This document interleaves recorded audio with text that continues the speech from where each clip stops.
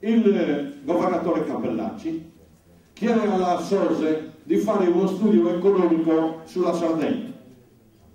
Questo studio economico che abbiamo in mano e che poi diffonderemo certifica che la Sardegna non è in stato di crisi, ma è in condizioni di sottosviluppo. Condizioni di sottosviluppo, Parisia, Tunisia, Marocco e Algeria. Quindi, da questo ragionamento se ne deduce che questo documento è in mano al governo italiano e loro doverosamente, per quello che concerne la comunità europea, devono dichiarare assolutamente lo stato di crisi. Loro non dichiarano lo stato di crisi, quindi non si vogliono applicare delle procedure speciali. Terminare perché? Asisi un atteggiamento contro di noi.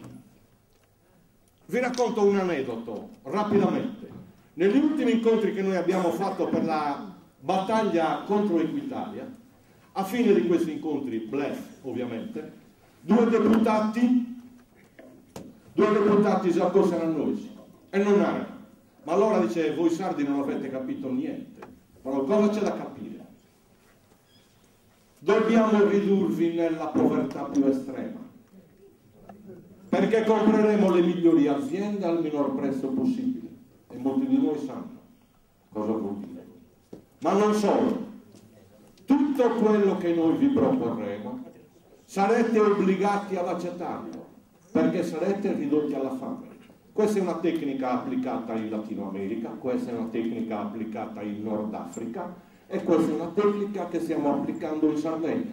E noi abbiamo esempi di gente pensionata che ha acquistato 10 case nel 2010 all'asta per lui, 4 alla moglie e ultimamente un'azienda da 120 ettari, un pensionato, ovviamente collegato a banche, tribunali e Equitalia. Noi non dobbiamo dimenticare quello che dice il Treno, che produrre in Sardegna costa rispetto a tutta la comunità europea dal 15 al 20% in più, ma è ovvio che noi siamo su un'isola, è ovvio, noi non dobbiamo competere con la pianura padana o con chissà chi e con il resto quindi abbiamo necessità di un trattamento speciale, ma noi che noi esigheremo su privilegi, perché rispetto alla comunità europea tutta noi giochiamo su zero da esempio, sui gonfie. E come si chiama il mercato interno? Della carne, dei polli, dei vini, del formaggio, eccetera, eccetera.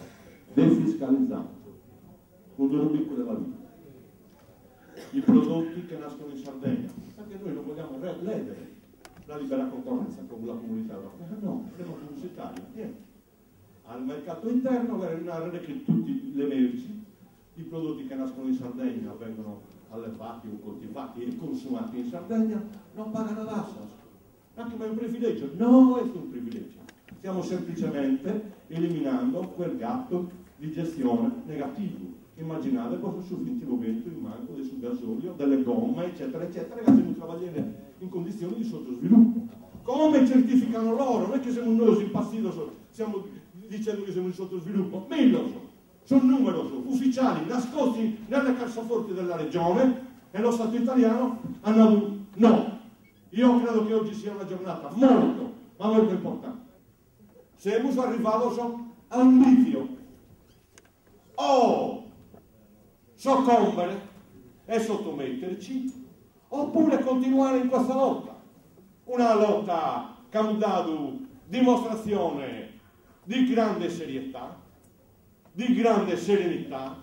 Non lo possono accusare di nulla, non lo possono dire che siamo un mafioso che non è mafia non che nada, non lo possono dire che siamo violenti e abbiamo dimostrato soffrendo con i nostri corpi.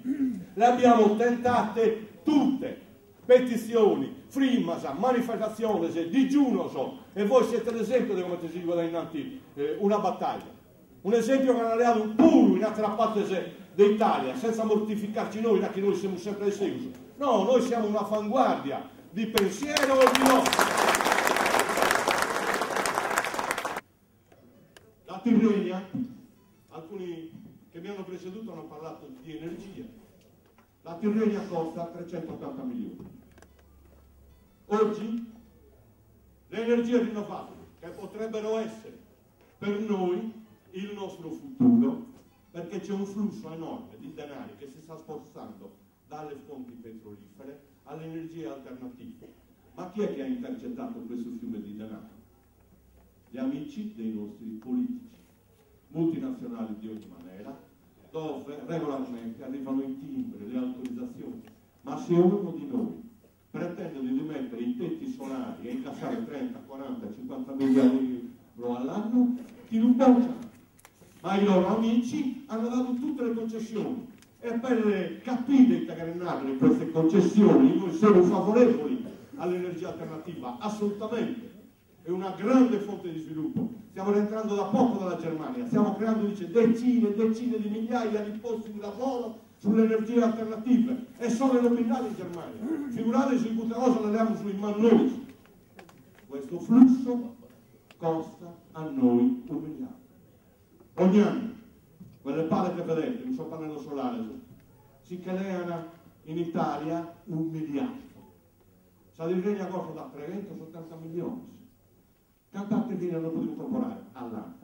Quanto gasolio non possiamo comprare? Queste non sono fantasia, questi sono dati reali. Noi abbiamo prestato negli ultimi 12 anni al governo italiano 10 miliardi, certificato dall'accordo Prodi e Renato Sole, 10 miliardi.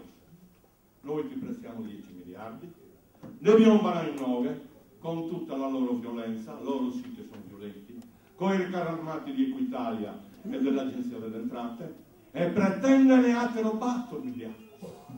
Ma qui siamo alla follia. Se noi non raccontiamo in Italia, non le hanno in giro. Sinderie.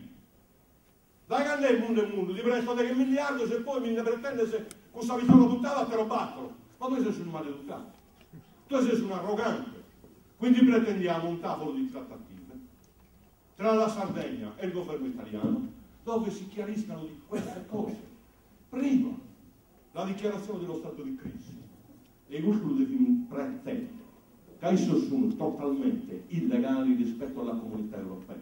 La comunità europea e l'Italia deve sapere in che condizioni lo Stato italiano sta mantenendo la Sardegna. E questo è certificato, sono loro fuori legge. Perché all'interno dello stato di crisi, come il movimento Pastori ha preteso una marea di volte e mai concesso, potremo applicare la moratoria su Equitalia, sull'Agenzia delle Entrate, cioè la sospensione per almeno 24 mesi, che deve controllare non tanto il conto capitale di alcuni crisi, come sono maturati, triplicati e quadruplicati gli interessi. Come è possibile che devo 8.000 euro su che lei ha già la prima casa? Noi abbiamo visto 9 persone suicidarsi e migliaia di persone nelle psicofarmaco. Questa cosa per noi è assolutamente indegna. Stiamo assistendo sia alla rovina della nostra economia, ma stiamo assistendo soprattutto a un oltraggio alla nostra dignità. Ultimamente hanno trovato 3 miliardi di metri cubi di gas.